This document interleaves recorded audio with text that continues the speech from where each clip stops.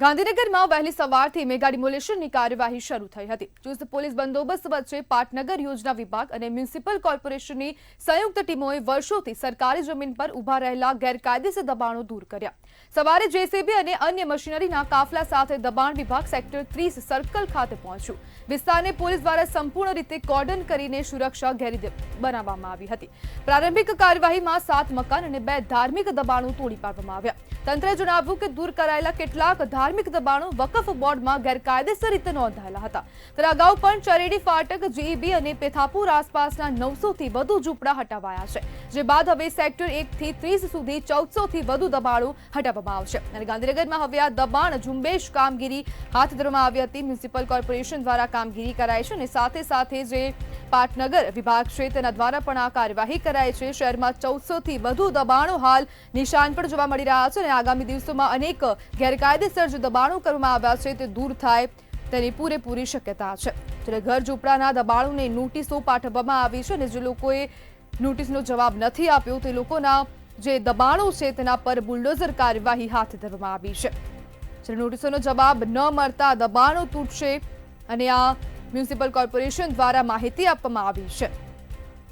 રહેવાસીઓની માંગ છતાં કાર્યવાહી અટકાવાઈ નથી। જ્યારે ચુસ્ત પોલીસ બંદોબસ્ત સાથે આ કાર્યવાહી હાથ ધરાઈ હતી।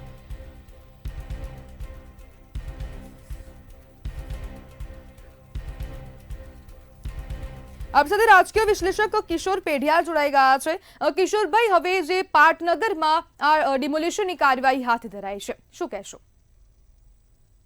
પહેલા તો અભિનંદનને પાત્ર છે કે સરકાર દ્વારા જે દબાણ કરવામાં આવ્યું છે એ જગ્યાઓને ડિમોલિશ કરી અને પાછું સરકાર કરવામાં આવ્યું, બહુ એક સારી બાબત છે।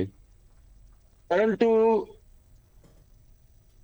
આ બાબતે થોડુંક વિવાદાસ્પદ એટલા માટે હું ગણું છું કે ગાંધીનગરમાં ખ ક ગ જ છ જ અને 1 2 3 4 5 6 7 એમ રોડ આવેલા છે।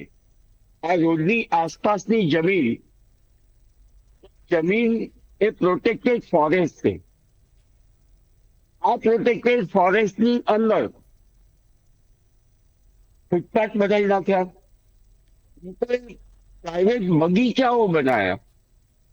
લોકોએ બગીચા બનાવી અને બગીચાની અંદર થતા પ્રોગ્રામ માટે પૈસા પણ એ લોકો લેવા માંડ્યા। ત્યાં લોકોને દબાણ નથી લાગતું।